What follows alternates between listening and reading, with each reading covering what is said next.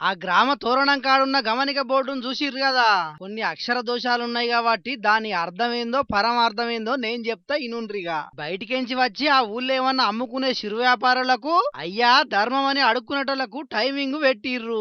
పొద్దుగాల 4 గంటలు, మాపటాల 2 గంటలు. గప్పుడైతేనే అడుగు పెట్టన్నట ఆ ఊళ్ళే. కాదని కడమ టైంలో కాలు పెడితే 500 జరిమానా ఫిక్స్ అట. ఊరక్కో ఇదేం గమనిక బోర్డురో అయ్యా అనుకుంటారు కదా. దొంగల బాధకు నిర్మల్ జిల్లా బైన్సా మండలం వాలెగాం ఊరోళ్ళంతా కలిసి చేసిన ఈ గురం ఇది.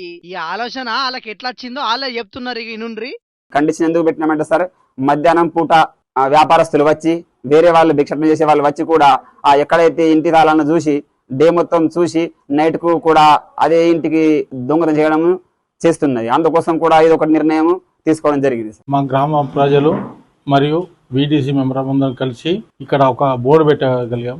ఏంటంటే దొంగతనాలు ఎక్కువ జరుగుతున్నాయి. ఎక్కడంటే అక్కడ సీసీ కెమెరాలు ఉన్నా సరిగా పనిచేయకపోవడం, కనిపించకపోవడం, దాంతో పట్టపగలు వచ్చి ఎవరో ఎక్కడో ఎవరు వస్తున్నారో మాకు అర్థమైతలేదు.